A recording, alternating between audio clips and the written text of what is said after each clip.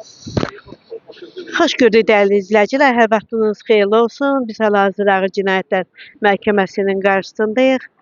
Azər Qasımlının növbəti məhkəmə prosesi bitdi. Mustafa müəllim, salam. Hər vaxtınız xeyirli olsun. Nə deyə bilərsiniz bax, bu iki məhkəmə haqqında?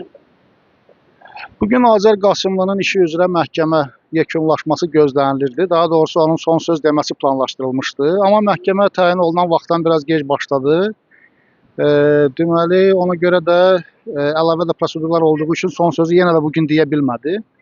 Yəni buna faktiki şərait yaradılmadı.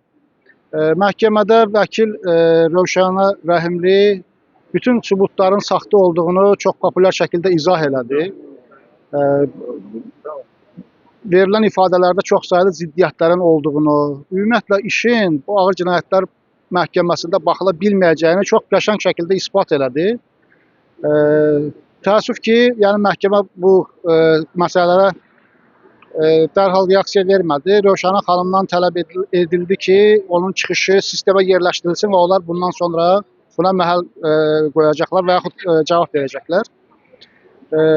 Bir çox məsələləri Azər bəy özü qaldırdı öz replikasında.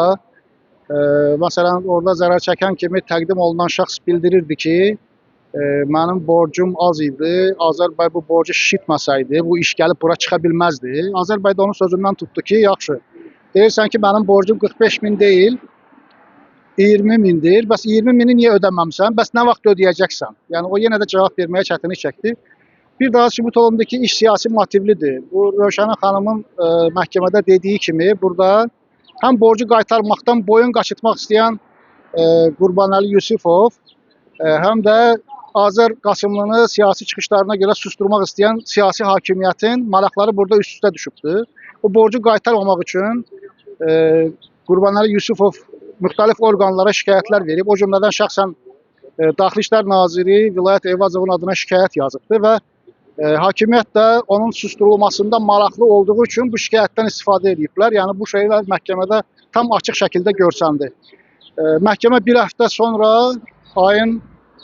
mart ayının 11-də saat 16:00-da davam edəcək. Sağ olun.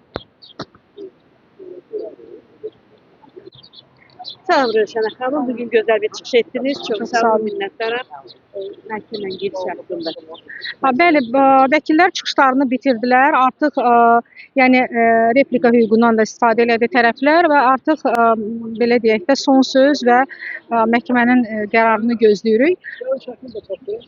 Deməli, biz çıxışımızda bir çox məsələlərə toxunduq. Əsasən də Qurbanəli Yusifov tərəfindən, yəni ki, çıxış edən, ifadə verən şahidlərin ziddiyyətli ifadələri, həmçinin də özünün bir neçə dəfə verdiyi ziddiyyətli ifadələr, izahatlar, ərizələr, haradakı o fərqli yəni məsələlərə toxunur, fərqli məkanlarda qeyd edir, yəni olduğunu qeyd edir, güya ki təhdid olunan zaman. Və biz məhkəmədən sonra bəraət istədik Azər Qasımlıya, eyni zamanda da cinayət işinin istintaqını aparmış müstəntiq və prosessual rəhbərliyi həyata keçirən prokuror barəsində xüsusi qərarın çıxarılmasını xahiş etdik. Sizin çıxışınızdan sonra Azər Qasımlıya bəraət verə bilərlərmi? Biz inanırıq ki, ədalətli qərar olacaq. Təşəkkür ederim. Sağ olun.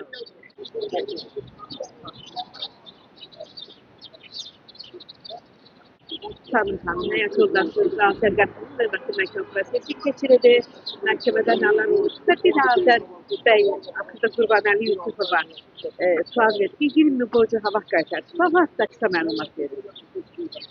Məsələ burasındadır ki, özünü zərər çəkmiş qismində təqdim edən Qurbanəli Yusifov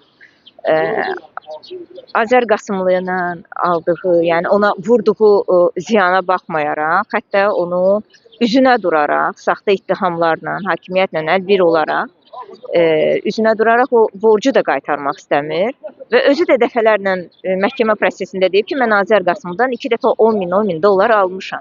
Ona görə də Azər Qasımlı son olaraq dedi ki, mən bir daha səni heç yerdə görməyəcəm. Mənə burada cavab ver ki, heç olmasa o 20 min dolları nə zaman qaytaracaqsan? Yəni bu sual həmin sual idi. Nə ki qaldı vəkilin çıxışına. Vəkil bir daha bugün son olaraq çıxışında onu göstərdi ki, bir epizodlar üzəri ki, bütün bu proses həqiqətən də yalanlar üzərində qurulub. hər bir ifadədə fərqli-fərqli məkanlar, fərqli-fərqli epizodlar, fərqli-fərqli yalanlar üzərindən göstərilir və məlum oldu ki, adam özü də dedi ki, ikinci dəfə xəlvəti ailə qurubmuş və buna baxmayaraq həm rəqəmlər, təqvim rəqəmləri, həm də ki, bu adamın birinci ailəsindən aldığımız dəqiq məlumatlardan belə məlum oldu ki, həmin illərdə bu Azər Qasımlıya qarşı irəli sürülən ki, ittiham var idi. O məkanda ümumiyyətlə adam olmamışdı. Ola da bilməzdi. Və digər tərəfdən ki, güya Azər Qasımlı mafiya ilə əlbir olub bu adamı təhdid edib.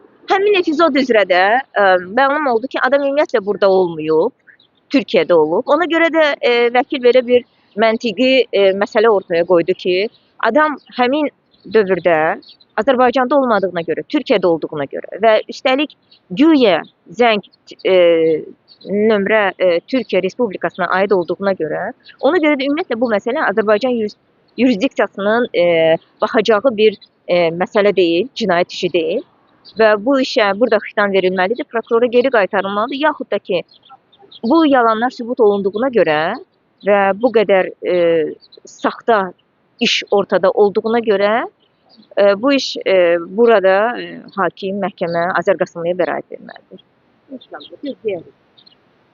Maraqlıyıq. Təşəkkür edirəm. Sağ olun dəyərli izləyicilər. Növbəti məhkəmə prosesi 11 mart saat 16-ya təyin olundu. İzlədiyiniz üçün təşəkkür edirəm. Paylaşın. Abunə olun.